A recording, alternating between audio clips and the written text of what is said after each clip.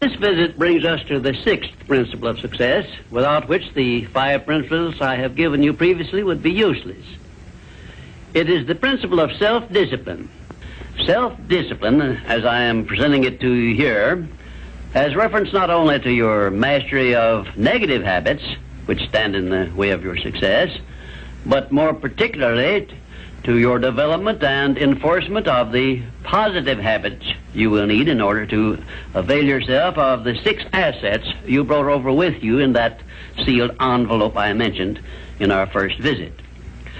Now let me give you a list of the more important things over which you will have to exercise self-discipline before you can embrace and use the great master key to riches. 1, you will have to gain mastery over your tongue by acquiring the habit of thinking first and then speaking after you are sure that what you say will benefit you and not injure others. A loose tongue often is one's greatest liability. 2, you will have to exercise self-discipline in mastering the common tendency to strike back at those at whom you have a cause, real or imaginary, for a grievance. You must remember that everything you do to or for another, you do to or for yourself, because your every thought and every act which benefits or injures another person comes back to you in kind, greatly multiplied. So, if you feel that you must slander another person, do not speak it, but write it. Write it in the sands near the water's edge, then move away from it until the tides have flown. 3, you will have to exercise self-discipline over all of your emotions, particularly your emotions of love, hate, fear, and sex. These are the big 4 of your emotions, and they can make you or break you according to the extent of discipline you exercise over them. 4, your mental attitude needs discipline and control at all times. Lacking this discipline, it can, and it often does, drive away friends, destroy opportunities to get ahead, brings on physical and mental illness, develops stomach ulcers, and makes peace of mind impossible. 5, I have reserved the emotion of sex for special mention, because failure to exercise self-discipline over this emotion probably heads the list of all the causes of personal failure. The emotion of sex is the most powerful of all emotions, and it is nature's great creative instrument with which all species of living things are perpetuated. The proper means of self-discipline of the emotion of sex is transmutation, the control and direction of this great emotional feeling toward the attainment of worthy purposes, such as the fulfillment of one's major purpose in life. The great leaders, artists, orators, industrialists, and professional people have learned the art of sex transmutation through the proper system of self-discipline. Because of the delicacy of the subject of sex emotion, I am limited as to the information I can give you about it on this visit, but I have covered the subject much more in detail in some of my books. And 6, your stomach also needs discipline through the proper habits of dieting and fasting, because information on dieting and fasting should come from your own doctor. I will not go into details concerning them, except to call your attention to the need for knowledge on this subject. Personally, I attribute my sound physical health mainly to the habits of dieting and fasting which I have developed through the years. And 7, you will need to exercise self-discipline in relation to religion and politics, because our country, which is the most acceptable form of society civilization has yet produced, is made up of people of varying beliefs in connection with both of these subjects. To be happy and prosperous in our country, we must learn to live and to let live, to give others the privileges we ask and demand for ourselves. And this often calls for strict discipline over self.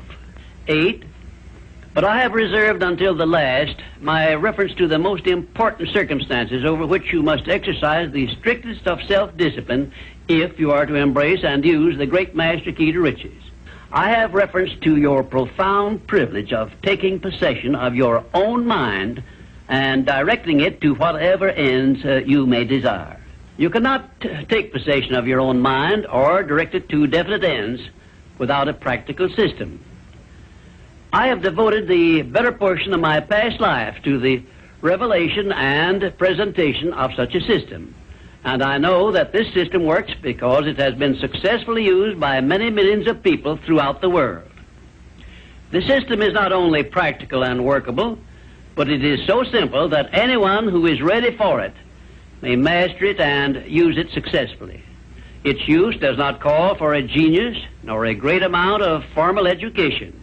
It calls only for a will to take possession of one's own mind and a definite purpose to which the mind is to be directed. Self-discipline by Thomas A. Edison made him the world's greatest inventor, who revealed to mankind during the first half of the 20th century more of nature's secrets than had been uncovered during the entire previous history of civilization. Self-discipline carried Wilbur and Orville Wright through a multitude of failures and enabled them finally to give the world its first practical airplane, an achievement which has made the world smaller and changed the entire trend of civilization. Self-discipline helped Helen Keller to triumph over deafness, blindness, and dumbness, a combination of afflictions such as most people never experience. Self-discipline helped me to carry on through years of heart-aching discouragement and defeat and give the world the first practical philosophy of success based on the know-how gained by hundreds of men and women who spent a lifetime by the trial and error method in discovery of the principles which lead to personal success. Self-discipline is among the top-ranking features of all the great religions, including, of course, the Christian faith. And there are some people who believe that our major purpose on earth is that of developing wisdom through struggle and self-discipline. One thing is certain: no one ever becomes very wise without the aid of self-discipline, and no one ever finds peace of mind and happiness without the strict exercise of self-discipline. Self-discipline is the only means of transmuting sorrow into faith. It is the only means by which we may transmute hatred of others into the milder emotion of sympathy for them. It is the only means by which we may reveal and profit by the seed of an equivalent benefit which comes with every adversity and every defeat. It is the only means by which we may shut out of our minds the deadly effects of past experiences of suffering and unpleasantness. And it is the means by which we may discover that other self we carry around with us, that self which has great capacity for belief and does not become influenced by failure and defeat. Self-discipline can give us freedom from the fear of death, the most difficult to master of all of our fears. It can free us from the disease of hypochondria, the fear of imaginary illness with which so many people suffer and sometimes die. Self-discipline is the means by which we may think our own thoughts, live our own lives as we wish to live them, and remain forever free from the evils of fears and limitations which we have inherited from the dark ages before the dawn of civilization. The Creator never gives one an asset or benefit without passing along with it the means by which it may be embraced and used. Self-discipline, therefore, is the means by which the Creator provided us with a method of embracing and using the only thing over which we have unchallengeable control, the power of our own thoughts. And now, until our next visit, may I remind you that the habit of taking the line of least resistance makes all rivers and some men crooked.